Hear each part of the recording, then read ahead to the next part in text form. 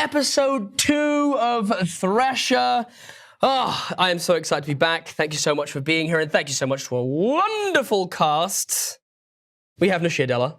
We have Jane Douglas, Abubakar Salim, Mark Sherlock Holmes, and Mara, and Jacqueline Emerson. Thank you so much for being here, guys. Very excited. I don't want to waste any more time. But before we do get started, we have to thank our sponsor for tonight, Hit Point Press, who's giving us lots of help, shall we say, for today's episode. But you'll have to watch and find out how. This is test number 47. Subject, living minis. Objective, controlled animation, no anomalies. These living minis represent the future of tabletop gaming. With over 30 animated monster miniatures, these animated standees can bring your encounters to life. Like this fire elemental. You can tilt them and watch them as they shift before your very eyes. No more static figures, no more lifeless. Did that just... As I was saying, these minis are compact, durable, and affordable.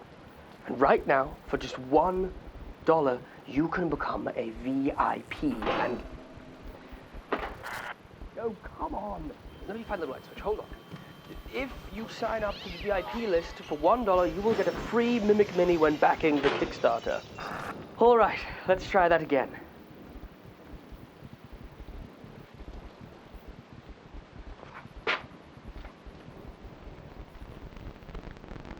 Reserve your spot at livingminis.com.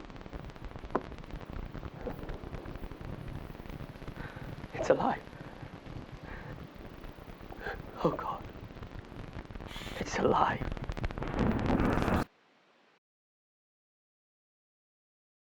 Thank you so much, Hit Point Press. I think it's about time that we go ahead and get into tonight's episode.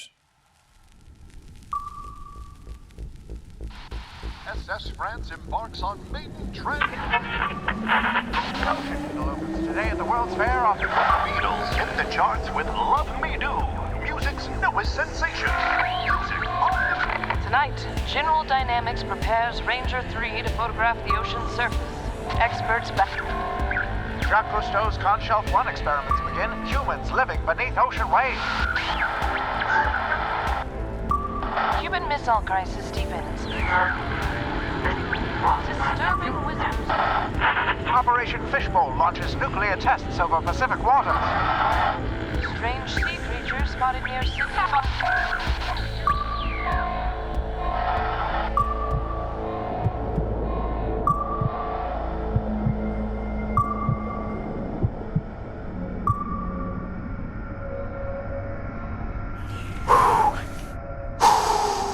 Feeling good?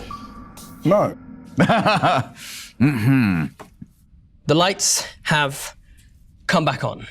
Suddenly, you can now see the illuminated ocean floor all around you, along with these several buildings. Hovering just above the two of you, you can see this creature. This one seems more refined, less scarred, less marked. You see that the face now has these two huge bulbous eyes on it. It seems to have a weird kind of seam that runs all the way down its body, almost like across the middle section, the whole thing. And it sort of looks curiously towards you. A mouth now just filled with rows and rows of teeth. And I think all of you as well, from inside this observatory, can also see this kind of slight moment, this slight hesitation, this standoff. As you suddenly feel your feet return to the floor, as the whatever power was back on in this particular observatory seems to be activating that pump, and the room itself is now beginning to empty of water. But we're not going to start with you three. We're going to start out here. I will say, you've plugged this thing back in. What scar do we think that you have taken. Well, as my this thing. hand was crushed, right, when the thing slammed in, when Damon slammed in the power car. So I think, yeah, like a crushed hand, maybe a few broken fingers or something like that. Wrist is all bruised and blackened from the impact, and yeah, I think you can see like a physical mark like across the skin now, where it's become discolored, where like blood vessels have burst inside the hand, and I think several of the fingers just don't work at like full capacity.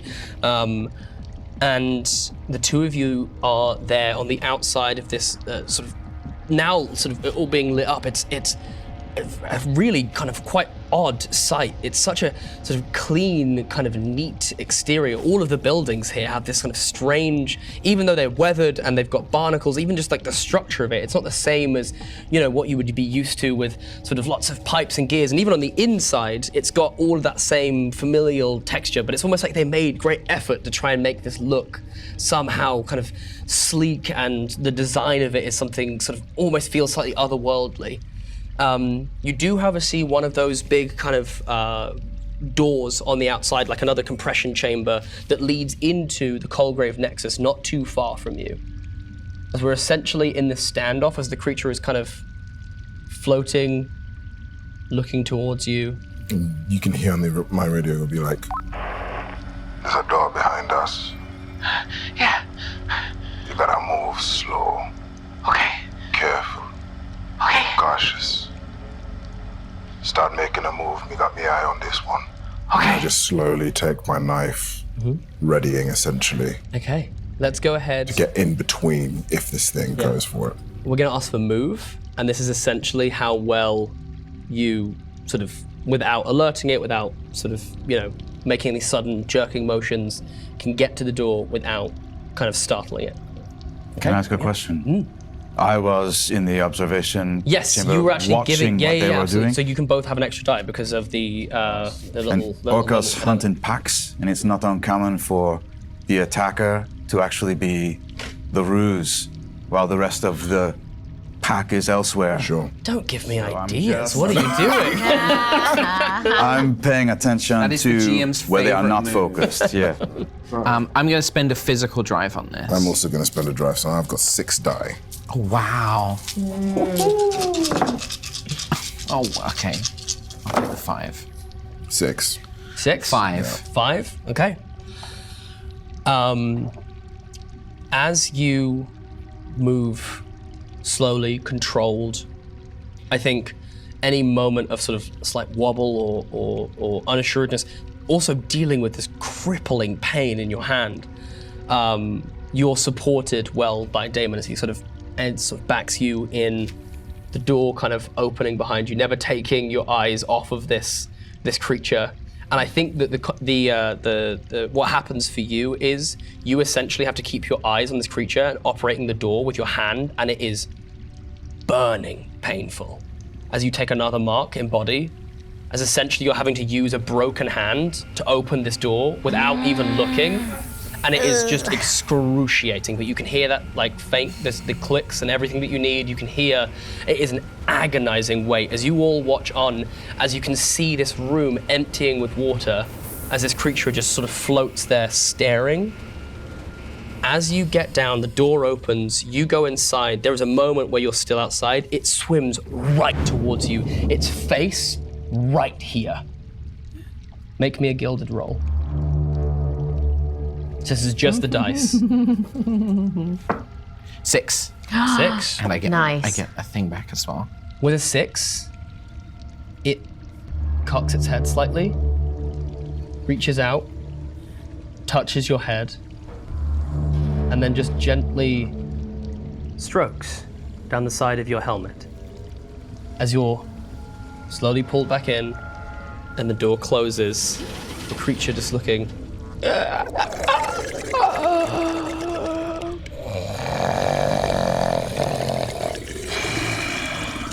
And as the door closes, you see the creature shifts and it starts throwing itself at the door, like pounding against it. And you can see it's leaving now marks of blood, you see, start to appear on the outside. And a cloud of blood appears as it smashes its head into this thing. And you can't see now through the window for just a cloud of red. Come on, Backing away, yeah. gotta go. Yeah, yeah, I'm coming. So the two of you find yourself inside of a laboratory. See, there are rows and rows of workstations. It does appear that this area has been unaffected. If you do choose to turn your oxygen off, you also find that immediately it's off. Just like throw it to the ground. And I'm gonna just, as I take it off, I'm kind of a bit shaky, and you see me pull out a little flask and sort of open it and just take a quick sip and close it and put it back. Thank you. Can you make me a focus roll, please, Damon? Focus, fuck. Oh, God. Okay.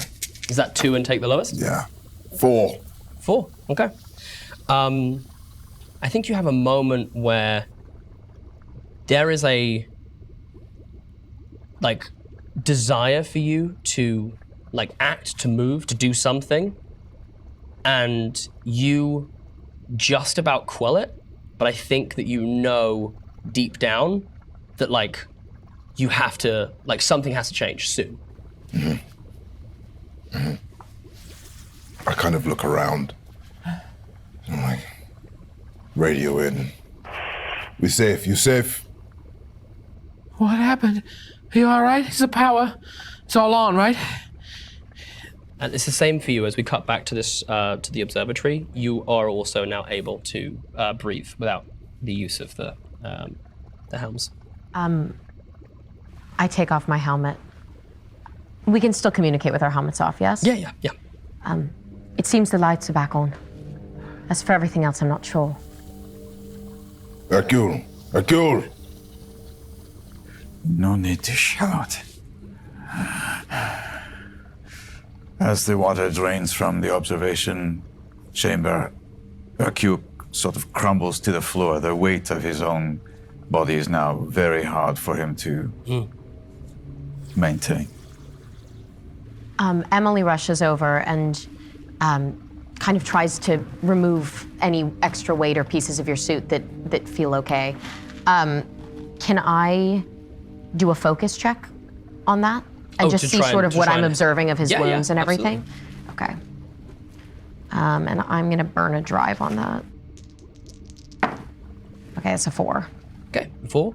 I think that you managed to get it off. It doesn't seem like you're able to sort of help him with the kind of restricted movement, but the pressure has been taken off of him now. The suit, the weight of the suit, especially considering it's now filled with water as well. But you managed to maybe let the water out a little bit so that he's able to kind of at least kind of get to his feet and sort of with the help of his cane kind of move around and walk around. Merci. How are you feeling? I've been better. If you can undo the seal by my boot, at least I can drain the rest of the water from the suit. Yes, of course. Emily leans down to untie it. Okay. Thank you. We will cut back to the Colgrave Nexus. You see that there is these benches, pipes, kind of leading. There's all these kind of vials, and you kind of imagine that they were filled with all sorts of different types of flora and fauna. They seem to have been mostly studying the sort of inhabitants of wildlife. You'll see an anglerfish kind of cut open and dissected, and there's a few things, the odd sort of plant or fish, perhaps that doesn't look quite normal, whether it be teeth that are too long or the sort of spines on the body, an eye in the wrong place. And I think that on the desk, not too far away from you, you do see another one of these little kind of leather pouches with the strap around it. Yeah, I'll go up to it and take it. Yeah? You pop it open. It's another one of those things. Do you want to? Yeah. I'll play it. Maybe it's waiting for Damon to kind of figure out, looking around, trying to see where we can go from here. But I'll walk around with it, so I'm kind of playing it as we move. Yeah. What's Damon doing? It's your. Yeah, I think I go towards you to see what.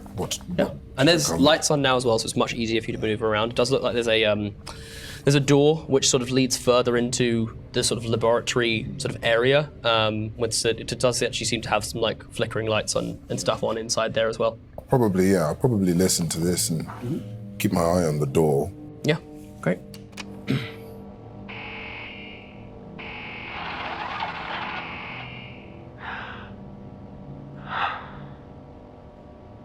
The dreams.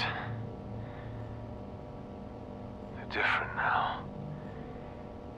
You used to be constant, insidious, like something creeping in through the cracks. Waves, swallowing cities. Your faces I recognize, but twisted and distorted. I'd wake up sweating, gasping, and knowing something was watching me. But after I stole the vault seat, it's just the one. And then, like that, the dream stopped. I sleep with the damn thing under my pillow now. I keep it in the hole. I drilled a hole in my queen piece. Checkmate, right? It reminds me of my sis. Gosh, I hope she's... Marcus! 56. I don't know if I should even be recording this, but I need something to keep track. These damn pills, they're supposed to help, right? But ever since Yvette gave me this new badge, they just make me feel wrong. Like there's something thick in my throat, this buildup. God, this smell. It's like an oil slick, a rotten fish. It just sits there. I can't...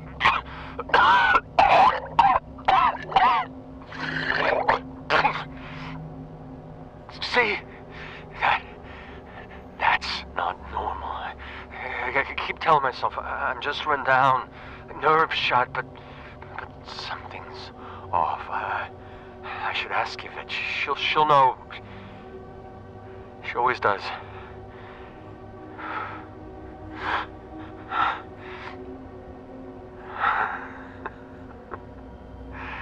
Or maybe I should just stop taking them and see what happens. Yeah. Yeah, maybe I'll do.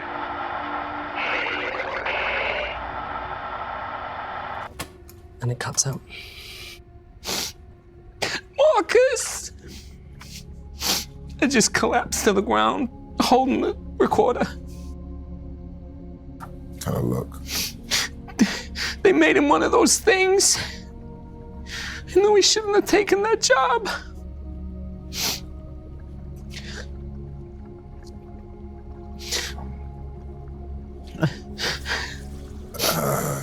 And you could just see, like, Damon's just looking a bit lost and sort of puts just like a light hand on you and sort of pats. Sorry, I know we got a job to do, and he's my brother, Marcus. He's who I came here to find. I was hoping he might still be here. The hand? Mm-hmm. I don't know what they did to him, but it sounds like these pills he was taking or something was all connected to all of this. Yeah. I'm sorry, I know. No. You don't need to apologize, just this, make it worth it. Huh? Yeah. Yeah. Yeah. Thank Nice. you. All right. I think in this moment, that earlier brain scar that you had, it feels so present. Like a pressure that's pushing down, almost like it's in between your brain and your skull. It's like a weight. And I think that as you sit there and sort of hear this information and think these thoughts, I think you realize that pressure's been there for a lot longer than since you've been down here. I do think there is a moment where, even if so slowly, that pressure starts to ease. As at least there is some level of understanding. Damon, why did you come here? Are you just here for the job, for the money?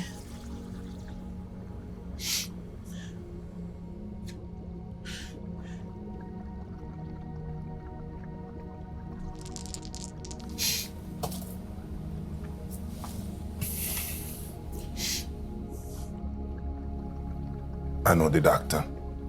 Yvette. Yvette? Yeah. It's the one.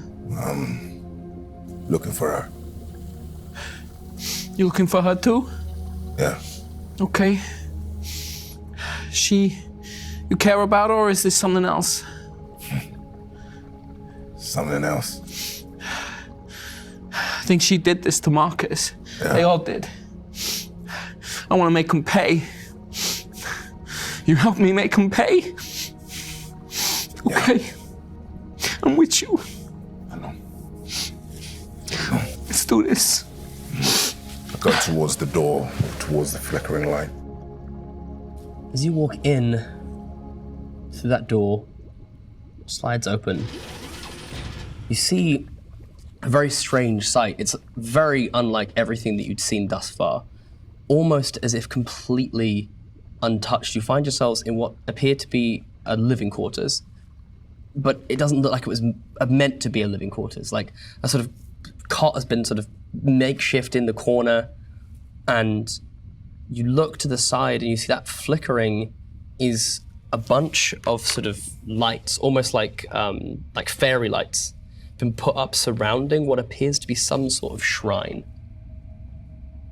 And on it, you can see a myriad of papers, of images, of articles, all of these things that seem to pertain to mentions of something called anything to do with like rifts. Like rift is a word that comes up constantly. And I'll have both of you roll me survey, please.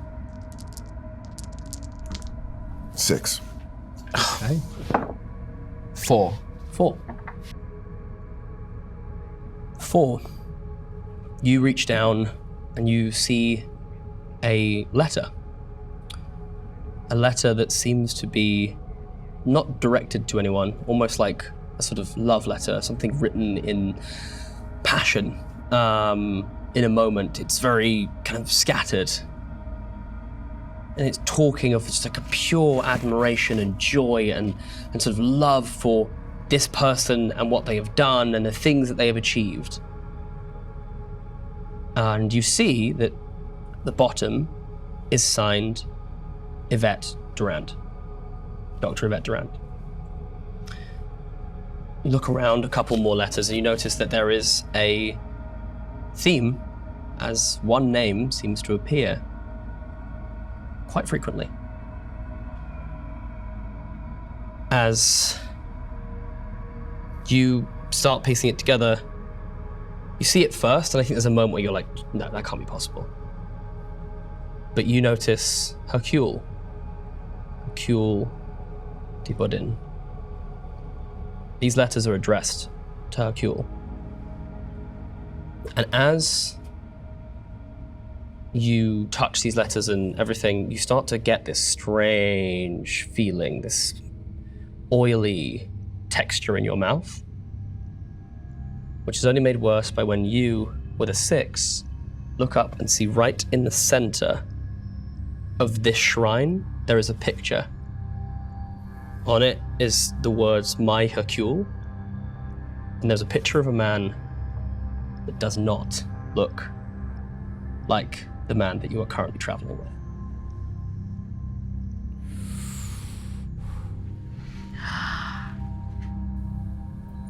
I turn my radio off and I look at you. I turn my radio off. You don't tell anyone over there what we saw. Especially Mr. Poirot over there, understand? Yeah. Oh, yeah. Yeah, okay. Okay. Can you, is there another door here? Or is this like the dead end room? There is I'll say with a 6, actually, you do notice that there is a little like hatch, and then which seems to have like a ladder that goes down if you wanted to. Can I do something with one of my turn the tides? Absolutely. I'm furious. Yeah. I'm really mad about everything that's happening. And I want just to very quickly clarify for everyone watching at home. So when our wonderful players, achieve an objective, which I set out for them, I give them a token, and that allows them to shift the tide, which essentially means that they get to take control of the narrative for a beat. There are some restrictions that you can't just hurt another player or kill another player, but you can help another player. You can find something. You can move the story forward in any way that you would like to. So please take it away. What I would like to do is, in a few moments, maybe while Damon is kind of examining things, checking out this hatch, I, in a fury, just go into the lab and I start grabbing stuff. A pipe, a canister, maybe of a gas or an air, and I start building something. And I want to make basically like a pipe gun, like a kind of, nail gun, basically, and just slam this thing together as quick as possible, like grab just supplies, whatever I can find, and just load this thing up as a loaded, ready-to-use, like, deadly weapon. Yeah. Okay. And I think as you do that, and I'm kind of left in the room, I'm gonna give you this. And I'm kind of like surveying everything, but I'm looking at this picture, and I'm gonna focus on this picture. Okay. And then kind of wait, and then move back in and sort of look at this gun that you've made, and like throw like a strap of bandoliers or things over there, and I'm just like, I am in business, huh? Yeah, I'm in business. Whatever those fucking things are, whoever he is, I want answers. All right. Let's go. I turn the radio back on. I'm like, hey, where you lot hiding? We're still at the observatory. Are you safe? We saw you go in. Yeah, we're good. Yeah. We're fine. Yeah. What did you find in there? Anything of use? Suddenly, I kind of go quiet. Just a bunch of lab stuff, science stuff, Nothing important here. I feel like we should come to you. Can we move? Emily, old man, Hercule, can you move? I will be moving very slowly if one of you would be willing to. There's more of those things out there.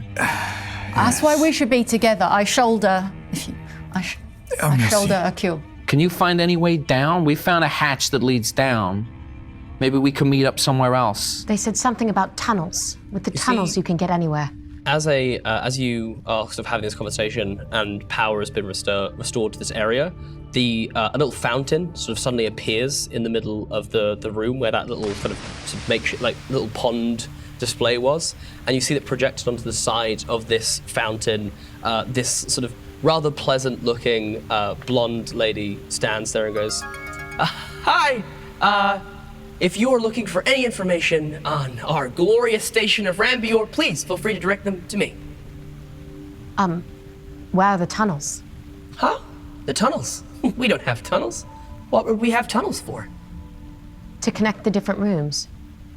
To connect all the different stations. There is no tunnels. Unless you're referring to our service tubes. Tell us about these service tubes. Just the ones I'm assuming that you came through to get through that door? You do remember earlier when those tunnels were first referenced, they were referenced as not being on like any like schematic or sort of like not showing up, so potentially not being official. Can you tell us more about the purpose of Billow's Reach? Yes, Billow's Reach was designed and intended to stop any unwanted flow or currents from damaging the rest of the Rán-Beor station. Works quite effectively. Also, sometimes it was used to help transport individuals across the station, making travel times that little bit quicker. Is there a safety threshold? Is there a safety threshold set on these controls? Absolutely, of course. Safety is our #1 concern at Atlantic.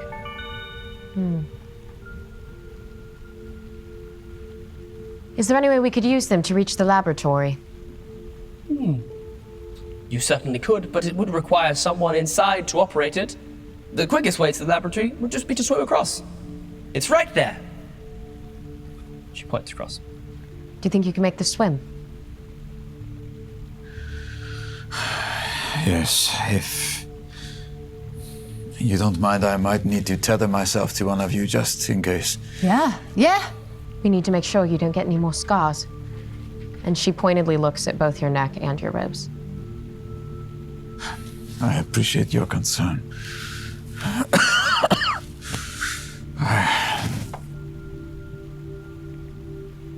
You're right, old man. You look a bit peaky. I mean, above and beyond the obvious. It's not every day you get body slammed by Well, yeah. a fish. Maybe the lab will have something. We could also go through the tubes, no? Through the Crimson Strand and then over? That recording about those hidden tunnels. That new scientist talked about a humming, a sound. Yes. Perhaps instead of looking for an entrance, we should be feeling for vibration. Or listening, yes. She mentioned symbols which she did not understand. It doesn't sound like something that was inherent to the base itself. It is something I'd love to check out further. I'm gonna put my ear to the ground. Did you mention, by the way, having found one of the tunnels? Yeah, we went. Yeah, I think. I think they said that there was a hatch. Yeah, the hatch that we're going through. We're going through one of these tunnels. That's the service tunnel? Are you asking me or the? Yeah, I'll ask these, like what we've been accessing before. It's something different. No, it's like an actual secret tunnel. Yeah. Secret If you read secret tunnel. If you, I guess, like, do you guys tell us on the radio that you're coming? Yeah, are you trying guys to going come to make in the over, journey or across? Yeah, don't go yet. We'll come to you. Okay. Also, though, we have met some sort of library interface. Are there questions you want us to ask? Information, perhaps, that we can relay to you? I click off my radio. Yeah, who the fuck you are? Click it back on. Nothing from me. I start. If I know you guys are coming this way, I'm going to start destroying the shrine. Yeah, same. I'm going to go in there, take all the letters. Yeah. Like start ruining all of that, like incinerating that, or like burning it, But shredding I'll keep it. one. As you touch parts of the shrine as well, you start to get that same oily, fishy taste in your mouth. Great. Cool. So we're going to make our way over, the three of you. Tethered, yeah. Great. Can you, all of you, roll me just 1d6? So are we trying to use this bellows reach to adjust the currents to help us make this passage? I figured it wouldn't be a bad idea. Isn't it a shorter swim? Yes, back to Billows Reach. Yeah, absolutely. So if you wanted to go into the Billows Reach and adjust it so that you could then sort of give you a boost across, then absolutely you could do that. I want to spend as little time in these waters as possible. Okay, everyone go roll me a 6. 6. 5. 5. Okay, very good. And then I'll just get a focus roll from you as you go in and you sort of, essentially all of these, back in the Billows Reach now, you see that there are these lines kind of connecting. You can see actually now what seems to be quite clear is that when one light is on, it sort of goes up a line and then connects to another dot and to another dot. And I think what you piece together, just from looking at it, whether you can control it is a different thing, is essentially like it starts with a current and then each dot is like a panel that it's adjusting. And so it can direct that current then to a different place, essentially. So roll me focus to see if you essentially can work out which one would point you in the direction of the All right, let me drive this. of the Colgrave Nexus. That's 6. 6, okay. Ungilded.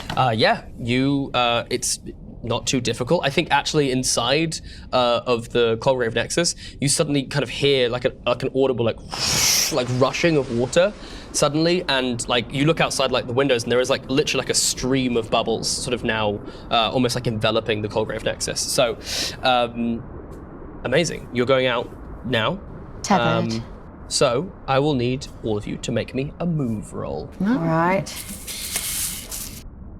Oh, bon chance. How high stakes is this? It's pretty high stakes, yeah. All right, I'm gonna burn a drive using my cunning. Would the thing give them a bit? Oh no, well I guess you've probably accounted for that.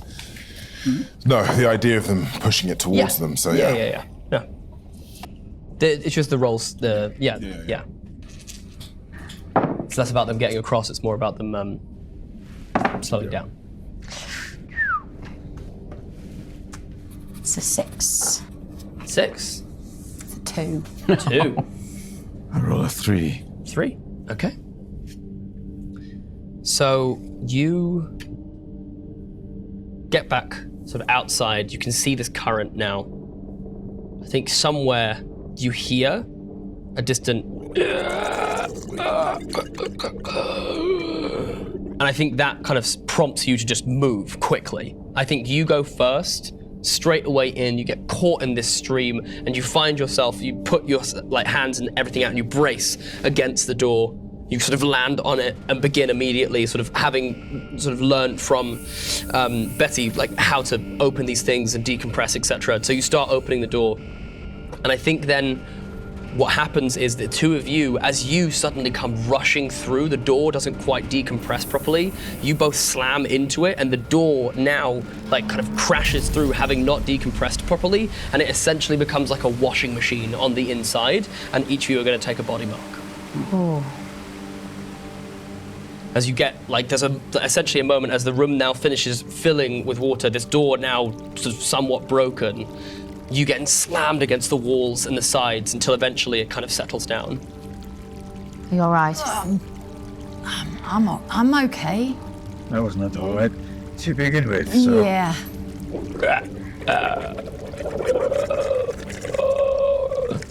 You can just hear it faintly from somewhere outside. This door. It's all right, it's outside. It's outside. So did we hear that bang? Yeah. So I think we're gonna run then, right, and try and. So I think what you see, and I think you know this instinctively, Betty, is that you see the three of them in there. They seem to be looking at the door rather concerned, perhaps hearing something, though you can't. But you know for a fact that that door can't seal right now, and if it can't seal, you can't depressurize, and they can't open this other door. Flick the radio on. You can't open that door. The seal's ruined. It's not going to depressurize. You're not going to be able to get inside. You can't use that door now. What? So what do we do? I'm going to say that you can essentially try and coach them through it if you spend a drive to let one of them attempt a sense roll. To try and basically fix it. But you're going to have to try and talk them through it, essentially. Okay, Val. Yeah. I'm going to try and talk you through it, how the mechanism works, All right, okay? You're going to all have to right. try and do this, okay? So yeah, I'll spend my one drive that I've got in there that I got back. Betty, talk to me. Okay, you're gonna need to go in. There's a lever on the inside. If the panel's broken, you need to get in, get into the wires, cross it from green to blue, blue to red. Yeah. That's it. Okay, simple. I'm glad you understand what she's saying. And this is a driven, this is Yes, you get an extra die. This is a sense. Sense, okay. Sense. All right. Pair of 4s. Pair of 4s. Okay. You manage to get the seal sort of sealed enough, essentially, so that you can, the door kind of shuts in. And I think it takes a sort of painful amount of time as the water is slowly draining. And it's inside the lab. As this door swings open and the sort of 5 of you are reunited, you see that emerging out of the hatch, this creature, 1 hand, 2 hands. that room where you just destroyed, you can see now through into this room these flickering lights, all of this stuff like strewn across the floor. This whole lab itself looks like it's been sort of ransacked and destroyed. That door behind you would take a while to decompress. You have essentially a door back towards the Dover Well, or to the left you have a door to the Crimson Strand. And where's the hatch? The hatch is currently, this creature is crawling out of it. This is the hatch that we are trying to close? This is the hatch that we found You that found goes it in- down. yeah. The hallway. Yeah. The one that we were trying to listen for. I say we go to the Starts Crimson to Strand. forward. As this one emerges, you see the eyes are much smaller in its head. This one, its mouth filled with sort of more like rounded teeth. There's even a more kind of flesh-like color to its skin. Does it have both hands? It does. Betty, I can see the gun you've created. My It jury is very ring thing. eye-catching. Dear. In Kill fact, it! actually, what I'll say is, go ahead, you two, you roll me a survey roll, actually. You roll me a survey roll.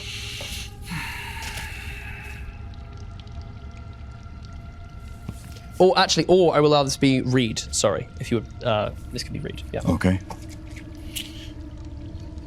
With the Brenner Drive. Okay.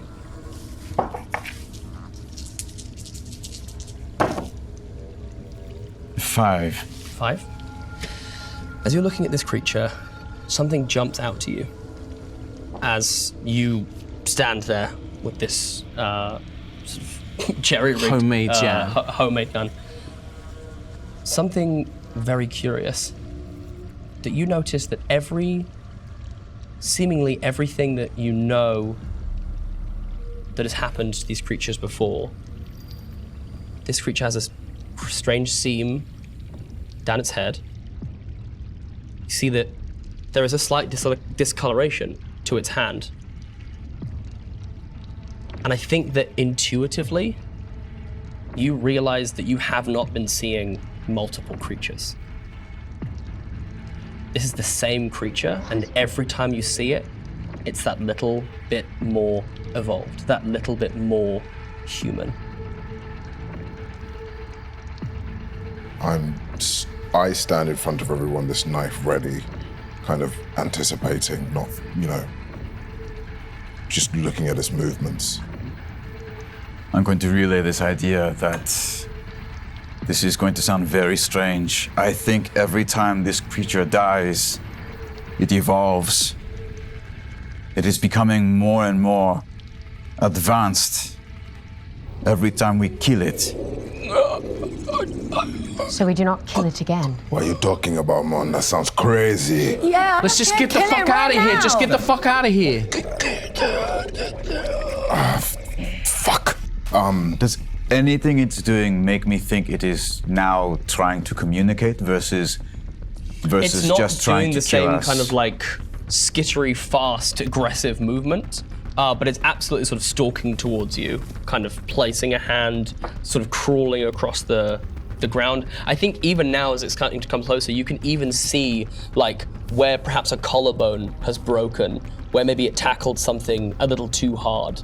And you see how it's fused in a slightly strange angle. I'm going to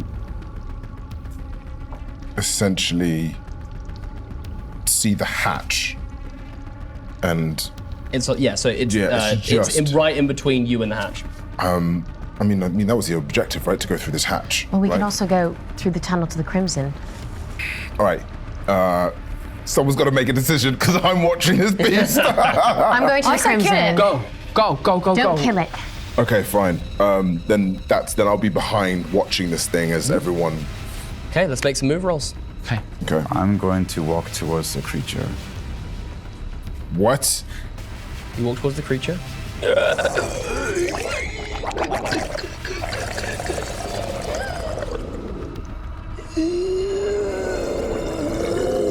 I'm looking for something in it, something I recognize, an effort on its part to do more than just be an animal. Make me a sway check as you approach this creature and try not to threaten it in some way. I'm gonna give you one of my drives by sheathing my blade to not look like as if we're attacking. So you've got an extra. Appreciate it. A 4.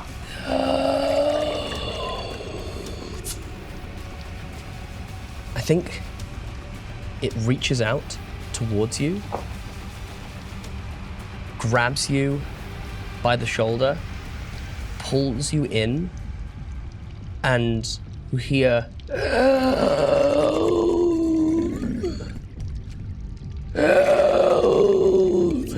as it sinks. I shoot it Okay. as soon as it makes the attack. Well, let's resolve the attack. Reality bending.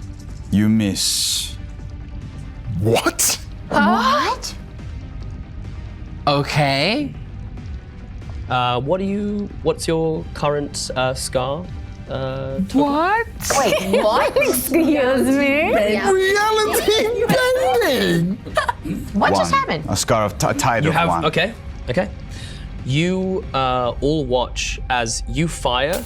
This was a dead-on shot. And you watch as the two creatures seem to almost the two of you seem to almost phase together for a split second. As that happens, the bullet goes straight past. And then they back out, and you see the creature then lifts its head up, viscera dripping down as you take a body scar. What the fuck? What's everyone doing? High tide or low tide, first of all? High tide. High tide? High tide. High tide. Yeah, hi.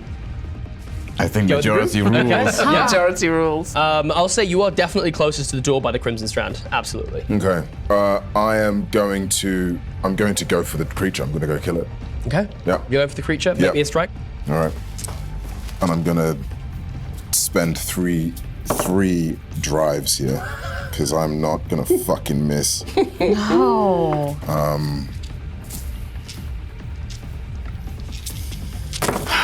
Un moment, s'il vous plaît. Okay, 2 successes. 2 5 and successes. 4, yeah. Then would you, Damon, like to use your ability? Yep, absolutely. Rendering flesh. Okay. Render well, flesh. What are you doing with this? So I knife? think I see it kind of, pull out, and my aim is essentially to do the same thing. Yeah. Is come in for the head or the neck and drive forward. Yeah. But this time I think it's pulling as well as moving this creature away from To Akio. do this, does he have to pass within reach of me? He would do, yeah. Is there anything I can do to try to interfere? With him doing this, I'm gonna say you move at such a speed that for all of you watching, it's unlike anything you've ever seen. He moves so fast and is so strong. And you see him grab this thing and easily overpower it. And you know how quick and strong and powerful this creature is. As this knife drives into the side of this creature's head, you pull it round, and it's almost like a shell being cracked open as you hear, "Thank you." And you see as this skin and flesh gets pulled, the knife digging round the side of the face, you just see part of a face kind of peeking through almost like a shell, and you recognize the eyes that now sit behind it. Marcus! No, what? And this creature falls to the floor. And dead. I'm just going to And I'm gonna need you to take a brain mark, please. Oh, fuck. I'm gonna keep hacking at this thing, just absolutely almost like. Can you make me a focus roll, please? Yes. Literally just crushing this beast's head. 6. 6? Yeah. Then I think it's up to you whether you resist Oh, no, any wait. urge that you... No. Yeah. Sorry, because I haven't got any, so it's 3. Oh, 3. Yeah.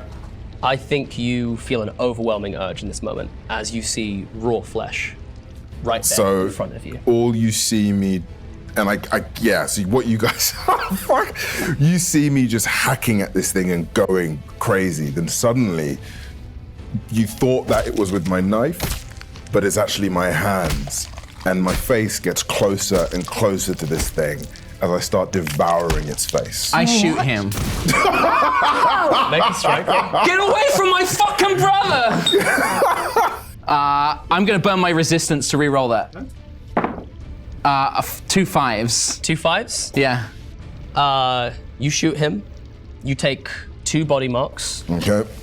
As you feel this unbelievable, like, white hot pain in your shoulder that kind of snaps you out of it for a second, as you all hear a sickening as you see that door that you sealed up is suddenly struggling under the pressure, and you see the door itself begins to crack and buckle and bend. What do you all do? Where are you going? It's time to fucking go. I'm going through the door. I throw it open and I start running down the hallway. So you run into the Crimson Strand? You all heading in the same direction? Yeah, I think taking that. I think the hit probably does snap you out of it for a second, and you feel great now. Yeah, so I'm like, and I start running, towards the Crimson Strand, Great. covered in blood. I don't think I run. I roll to see if, like, but seeing, like, it's Marcus's face, right? I don't, like, I'm just in tears, just looking at this body, like, maybe fall to my knees, and I just am too locked in to run. Am I allowed to use sacrifice more than once, or is it something that only 100%. happens? It's only to take a mark or a scar, though. Right. Yeah. So I will kneel in front of Betty. Ma chérie, we have killed this thing. He has killed this thing at least once, and it came back. Perhaps for your friend here, death is not eternal. Okay. But you will only die once here. We have to go. Okay. And I'll take that brain. Okay. You take that brain mark, so you can mark that. You can take that brain mark away. Okay. And then I'll let Hercule take me away. Like, I'll let him sort of pick me up and carry me. As that happens, you see water start to spill into the room as you rush out, and you see behind water just comes crashing in, knowing that was absolute certain death if you stayed in that room. I believe you have a... Was that the note you wanted to pass? No? Okay. Okay. It was. Don't hate that remark.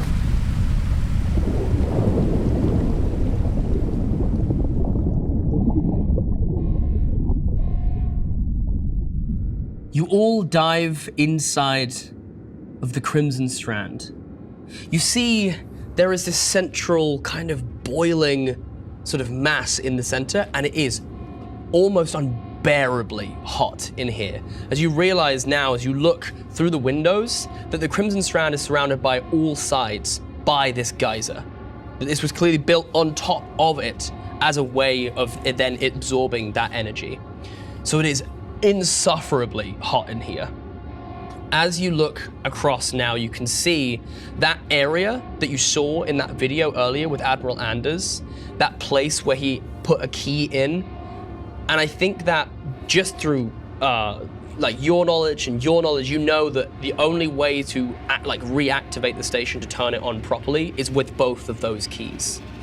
However, there is a red light pulsing in the center of the room, and you can hear this like emergency sirens going off, and there is a repeating message about depressurization.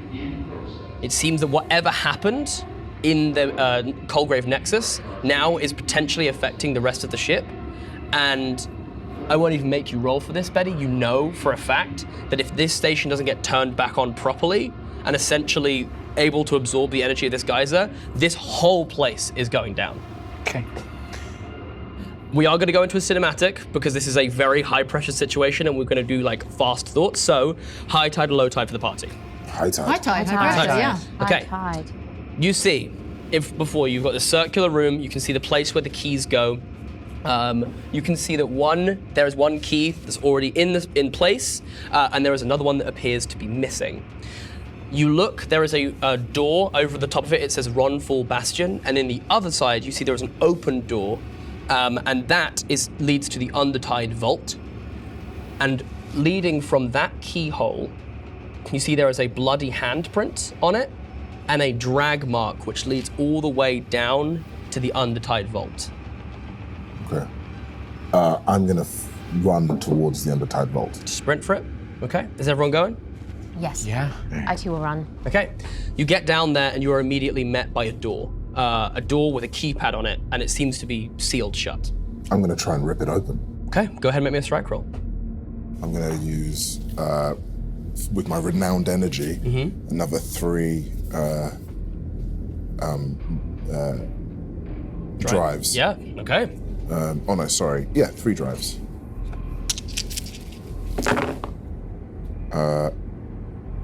6 and a 4. 6 and a 4? So I can do the render flesh ability. Sure. I'm going to say with the 4, you start hammering against this door. Every single time your fist connects, you can feel the fibers in your muscles starting to tear apart, and you keep pushing and pushing and pushing. And from the outside, you could swear you see his muscles almost look like they're like rippling and bulging at the pressure. Your hands cracking as well. And I think that you're going to take 2 body marks as you just relentlessly pound against this thing, almost with a level of frantic, like an uncontrolled kind of frantic energy. And there's 4 marks gives you a scar. 3 gives you, and if you've got like 1 left over, that kind of carries on. Yeah, essentially. Okay, cool. So I'll take that scar then. Is that a scar? Yeah. How do you think it manifests? I think there is, as you see, like the muscles tearing and rendering and my arms bulging. I think what you guys also notice is that my hands have grown in size, and they look human but slightly beastly. I think you can't necessarily tell whether it is bruising, swelling, or a genuine sense of like a creature. Whoa. And I don't think I can suppress that anymore. And I think that there is a sense of, I'm looking at my hands and I'm seeing them, and I'm sort of like, I'm visibly in pain, and I think it's gonna just, yeah. There is a hole that's opened up in this door.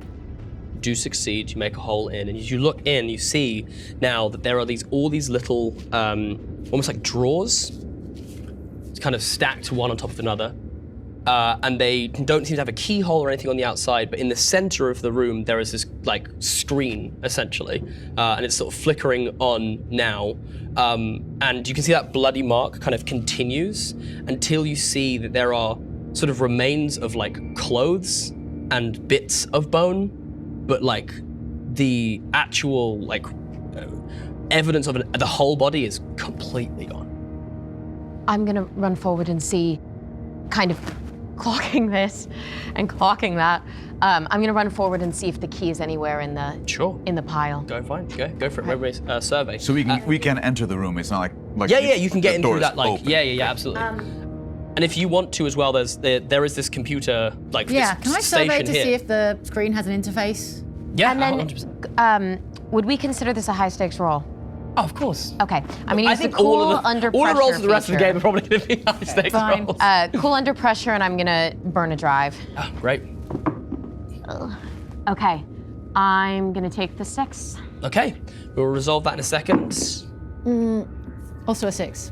Amazing. And is that for the interface? To find the interface, to use the interface. Okay, so I think as you plug it into this interface, you see that it's like flickers to life, and you see there are 2 files. There is a like a recording labeled it's like a CCTV followed by like a bunch of like random numbers, and I think that you immediately clock something that's strange.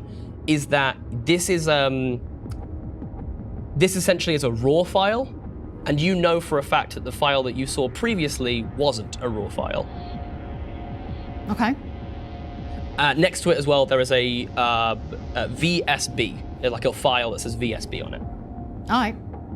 Do you want to do anything with either of those? Download everything as fast as I can, as much as I can, as fast as I can. I think as you sort of click on the file, where the CCTV file, a little video springs up onto the screen and begins to play. Oh, what? What? What? This is Admiral Anders of the Atlantic station Rán-Beor.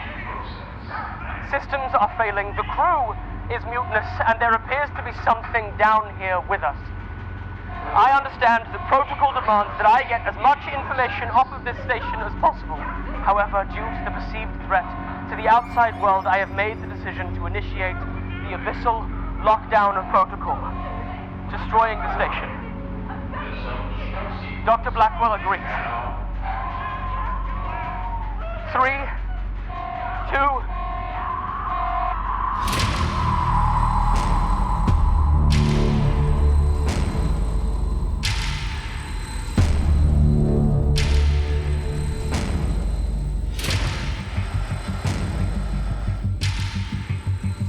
Seeing someone that you recognize in this video, you realize that Emily is no longer in the room. Huh? Son of a bitch. Okay, what the fuck is going on here? This is like doing an escape room with horrible people. What would you guys like to do? We're still in the cinematic, so we're moving. Oh, the key. Did she find, I mean, we don't know if she found anything. Is there anything in amongst the dead guy's remains? I think if you want to burn a survey, absolutely. I would love everyone to give me a gilded die roll. I think having seen that video, let's see if anyone is panicking currently. No. In fact, awful. 4. 4? You burn through an hour of oxygen, but you do not panic. 1. 1? It's my gilded die, so I get a drive back. Yep. So you start to panic. Mm-hmm. What do we get here? 3. 3? 2. 2. Okay. With a 2 and a 3, all 3 of you begin to panic. I think seeing this and suddenly having a realization that perhaps there is much more to all of this than even you had realized, I think it's actually the moment of turning around and realizing that she's no longer there. I think that for all of you, suddenly that weight of pressure of this being under the ocean, of the horrors, I think seeing all of the things that you've seen, realizing what must have happened down on this station to cause that whatever has happened to the people that were down here suddenly starts to overwhelm you as you feel yourself breathing heavily. So all 3 of you are panicked, which means you will go first, then you will go. What would the 3 of you like to do? So remember, you can try and calm yourself down, you can try and center yourself, you can take a selfish action, ending it immediately. Oh, God. This is tough. Just to clarify, we saw her go for the clothes. Yeah. And then she was gone. Essentially, as the video popped up and you all started watching it, you then sort of turned around and she was gone. But she went for those clothes first, looking Yes. for something, Yeah. and then booked it. Yeah. I'd like to take the most selfish action I could right now, which is to start evacuating the station. I begin the long flight out of here and back to the Thresher. You're just essentially trying to book I'm it. leaving. Book it out of here. I am Yep. cheesing it, yeah. Absolutely. You end the panic condition as you're like, see ya, and you just run. This is getting worse and worse by the moment. I'm going to do, in an effort to stay focused on what I'm here for, I'm going to scan the room to see if there's anything else of interest before I follow our good doctor. I think if you were to scan the room, you would realize that essentially all that's in there are these like locked boxes. You think that if you were to sort of spend time tinkering with that console, you could probably unlock them. But like essentially like with the time, there's nothing else that's like immediately accessible, essentially. In that case, in my panic, I am going to start preparing for severe measures, I take off my auxiliary oxygen tank and prep it. Okay. Understood.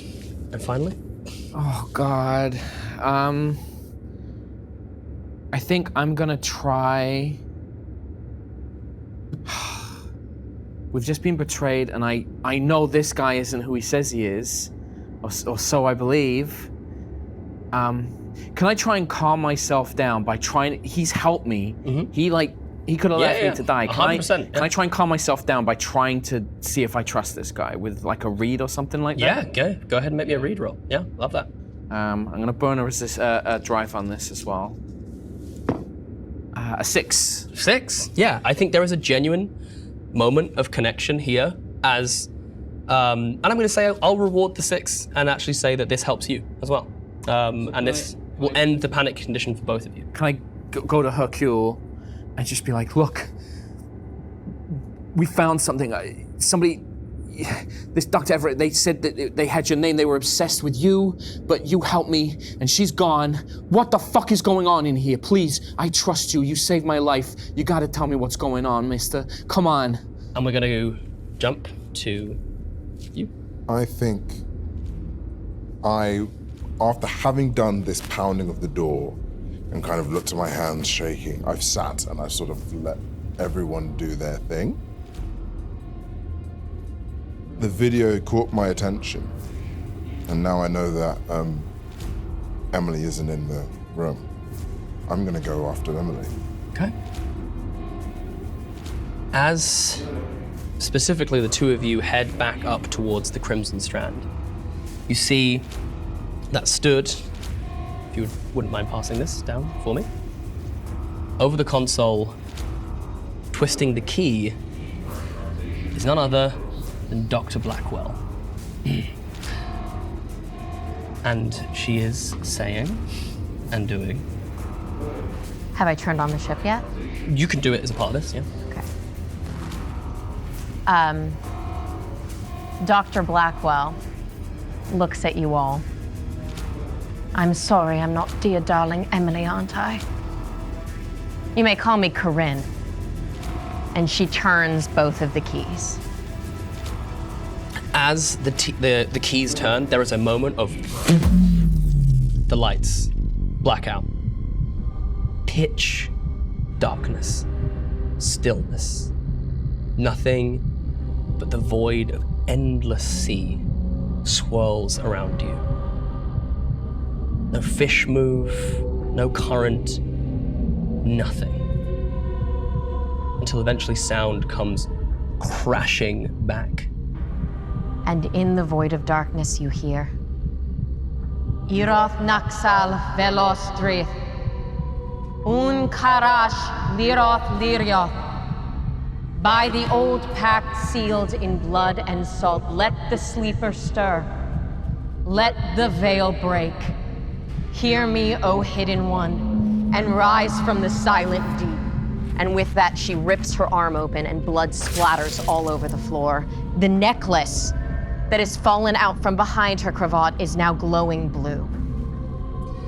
As this happens, the lights burst back on, almost emerging out of the pitch darkness. You see you suddenly come flying through the space towards her, and there is a moment as your hand reaches up and you stop, as you are unable to strike her. A hand suddenly held there, the lights illuminating it. You looking at your hand, almost feeling betrayed by your own body, as you hear a whisper in your head. As do you, Corinne. Finally free. Thank you, both of you.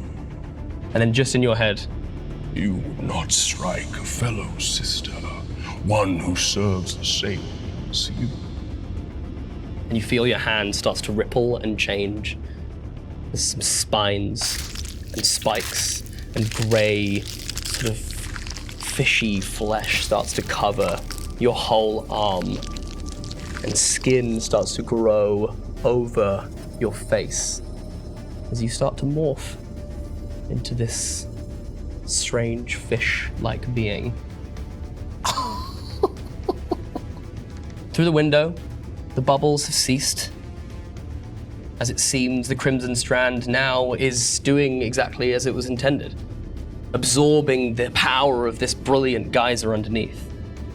And instead, out of the windows, like temples, skyscrapers, huge and terrible tentacles. Just slowly swaying, slowly rising from somewhere deep below the station. What would you like to do?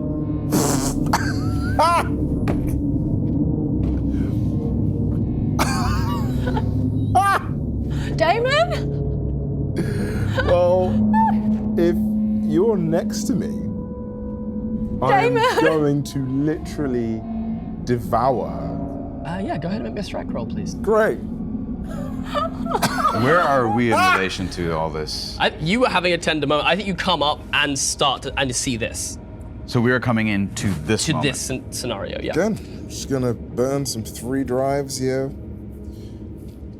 I'm so sorry. I'm in the spirit of running away in terror from the previous thing. I am maintaining that momentum and trying to scramble from this further monstrosity. Yeah. Oh, you're lucky. I got 1 success. It's just a 5. That is important.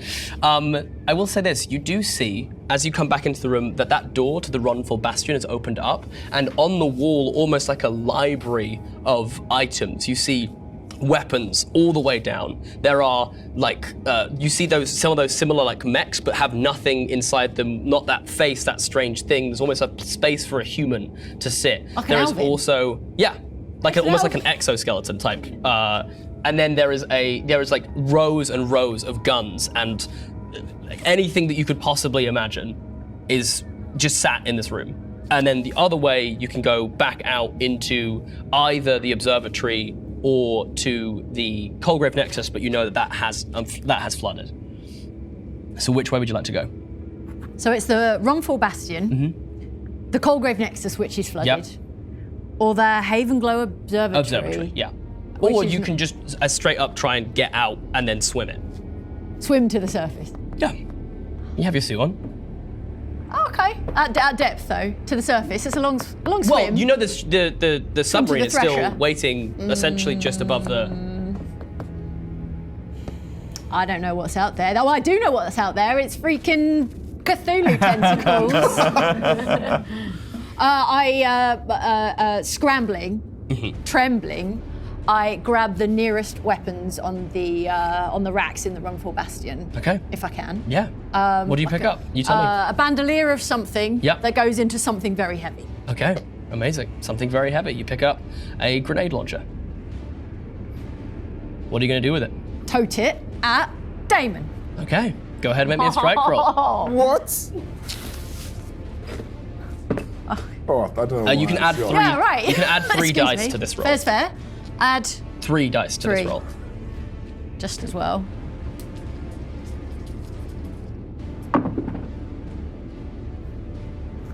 Oh my God. Triple sixes. It is triple 3 sixes? So I don't know what you want to do with 3 sixes. I know what I want to do with 666 in the presence of Cthulhu. Yeah, awesome. Oh my God. You are the chosen one. You see as this grenade sort of lands, hits the ground, doesn't explode, rolls right between your legs. Right. And there is a moment as your form now looks down, as it blows up, you go flying back, hitting into the side of the wall, your legs and the lower half in tatters. You feel no pain. You feel only hunger as you hear in your mind, "It will take far more than that." These tentacles now start thrashing at the side of this building. "I will save my children." And you know instinctively this thing is trying to get in to kill everyone but you two. Wow. Okay, where you going? Where you going? You two. So we are at the door to the Crimson Strand. Yeah, you're like in the doorway. You've just seen grenade launcher, what used to be Damon, fly through the air. She is human. Yeah. He is most certainly not. Not right now, no. And is he close to us? He's on the floor, sort of with no lower half, but sort of seemingly patching himself back up as parts of him are regrowing. Did we heard her speech? Yeah. Okay. Okay. You are not nice. I'm going to take the oxygen. So we noticed that he is starting to recover. Yes. I'm going to take the oxygen tank and throw it in his direction.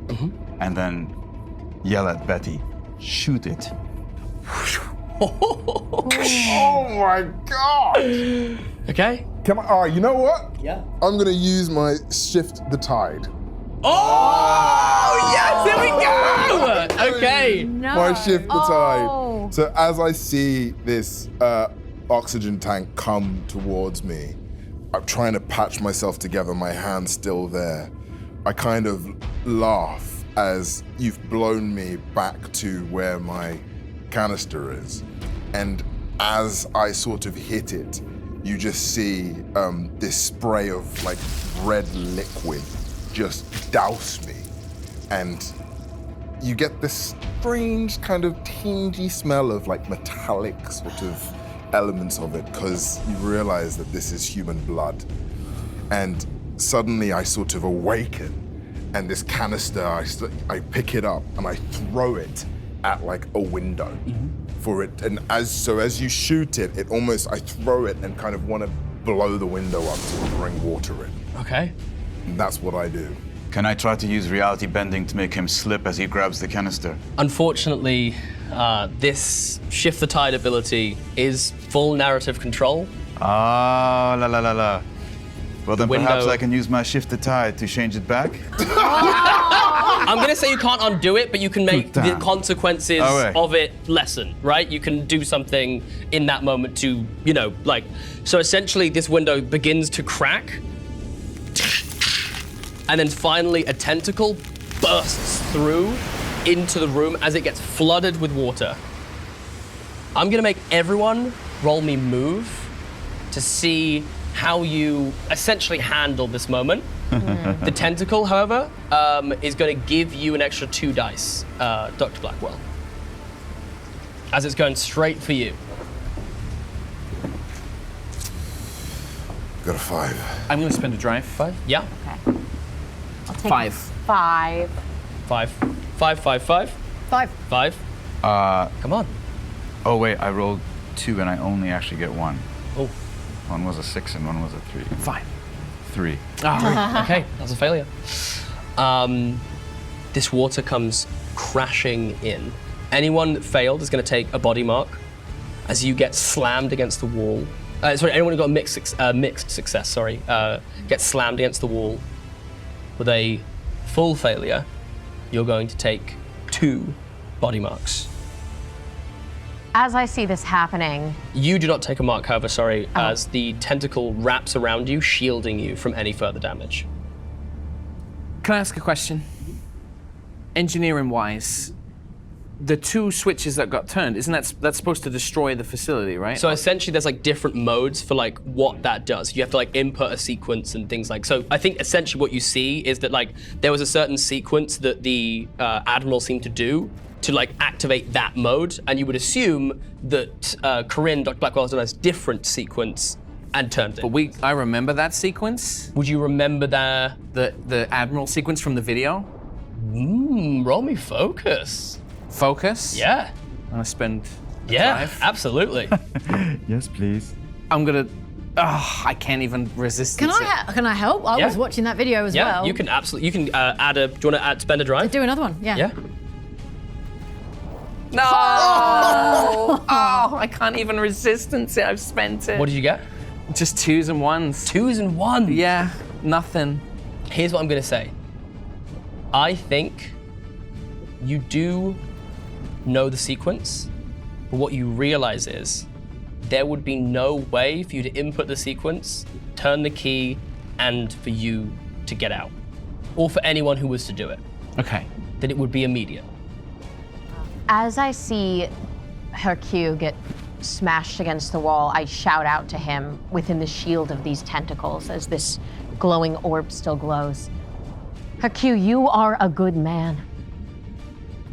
You are like us. I have seen what you can do. Join the Riftborn. They mean no harm. Please save yourself. Come to me. Come to her. You hear it in your mind. You smell like us. Marked by us.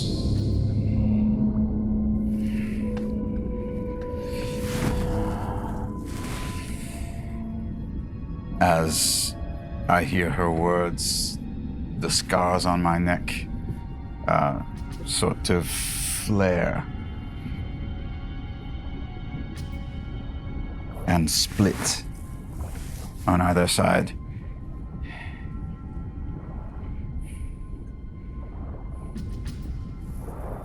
I'm sorry, Betty.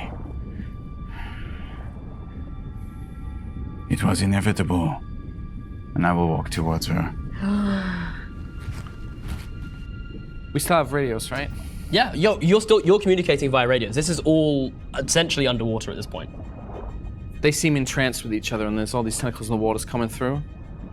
I think you can make me a read roll, maybe. Just in terms of, I think there's so much going on. This is pure chaos. Whether you would detect that. 4 and a 5. 4 and a 5? What do you think? What's the sort of intent for, like,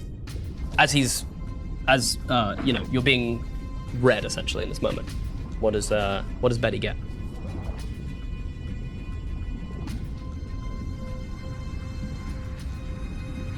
For a moment, you see a look in my eyes, and it reminds you of Marcus.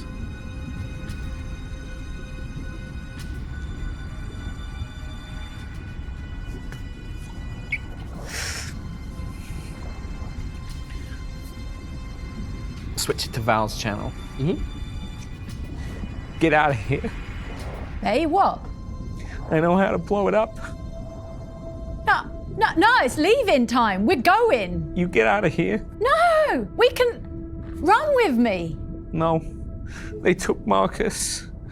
I'm not gonna let them get away with that. Please go.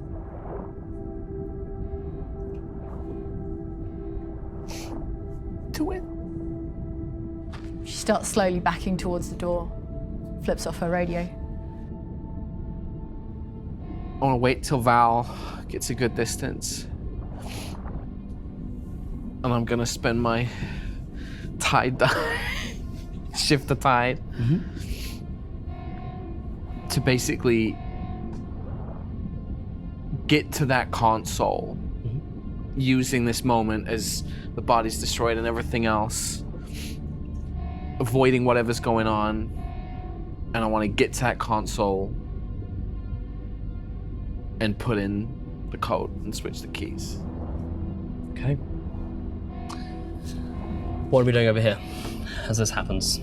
Where are you going? As I see the decision that Betty is making, I turn to her and I say, it doesn't have to be this way.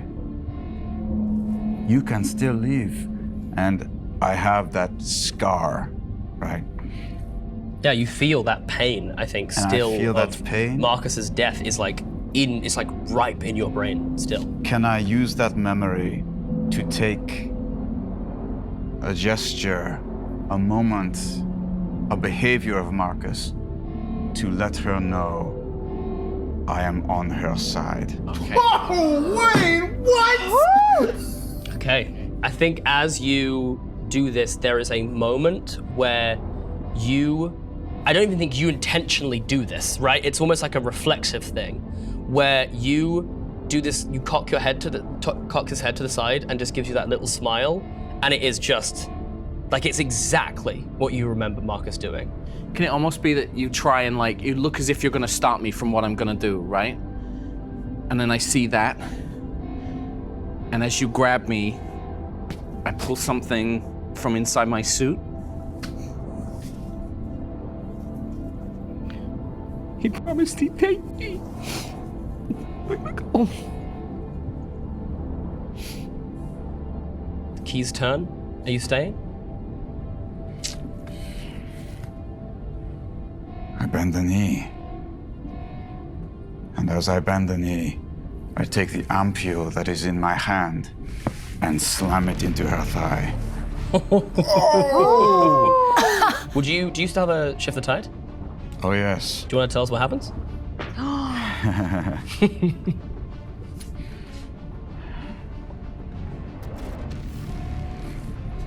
Hercule de Bourdin is famous for creating a solution, a cure for a disease called ravage, which was destroying children. What no one ever said was the horrible price these children pay through the treatment. As I inject that medication into your skin, your body overclocks. Every mitochondria in your system triggers into triple, quadruple, quintuple overdrive, and you can feel yourself starting to burn. You are literally heating yourself from the inside out. And if you cannot find a way to stop this, you will be consumed. She starts to feel the burning from inside and holds on to her metal, which is now colder and colder. Riftwalker, please, Riftwalker, please heal me from within. Riftwalker, please, Riftwalker, please heal me from within. And can I do some type of check for how I've connected with? I do believe that you've actually also achieved a goal. This is fucking mad! What is wrong with you people? And from All right, calm down, fish, I man. am just a fucking beast. I am a beast. Not some demon talking motherfucker. Not demon talking, just communing. As this happens, the salt water seems to almost caress the wounds that I have. And through the massive rip that I have created in my arm, the salt water starts to dive into my veins, and I can feel it cooling me from within. I think as you feel it calling you, you know instinctively that this comes at a terrible, terrible cost. Yeah. So you stay to do this action? Because you didn't say that you were leaving. Essentially, the keys have been turned. So I'm watching this happen right now? Mm-hmm. Was this her turn of the tide? Yes. Mm-hmm. So I think what happens, you watch as this key has been turned. These signals kind of light up around the Crimson Strand. 1, 2, 3, 4, these little red lights. You, outside now, just in the ocean furiously, swimming. I'm gonna need a move check. All right. Also, I'm assuming we've all burned through more oxygen at this point. Oh, I think yeah, we're fully out. Like, I don't think anyone's Fumes. You know, Just fumes. yeah, I think absolutely we're running on fumes here. All right. 4. 4, okay. You feel an overwhelming and intense heat behind you as a explosion emanating from the Crimson Strand sends you flying. You find yourself, after maybe 5, 10, 20, who knows how long, oxygen depriving you of your senses, desperately crawling, swimming up through one of these cavernous holes, doing everything you can until eventually you sort of almost drift out of the top of one of the holes. You see the Thresher ahead of you as your vision starts to go and closes. Till you hear, "Why, what the hell happened? Are you all right? Hello?" Captain Atticus? You open your eyes. You are suddenly on the Thresher. You are coughing up blood and salt water. Oh. What on earth was that? Oh, Captain, it's gone. What? It's gone, did you see? Yeah, but I mean... They're dead. And you see the captain goes, "Well, that's a shame." But I got it. Did you get it? I got it. What'd you get? You got the blueprints? VSB. Give you a massive high five. Sweet! Well, that couldn't have worked out better. There's not even anyone left to hang about and tell us what happened. It's a shame. I gotta say, that is some fine work. You know that. Well, Atlantic is gonna give you a raise. It's more luck than skill, you know. Oh, come on, don't do yourself dirty, do you know what I mean? Get in, get out, get paid, go home. Oh, a nice bath? At this point, the Thresher is currently leaving. God. And we will just now, as the Thresher leaves, we will stay behind just for a second as we descend one last time back down through the hole to see the smouldering rubble that is left of the Rán-Beor station. You see severed, these huge, sort of chitinous, severed tentacles lying, ripped to pieces on the ocean floor.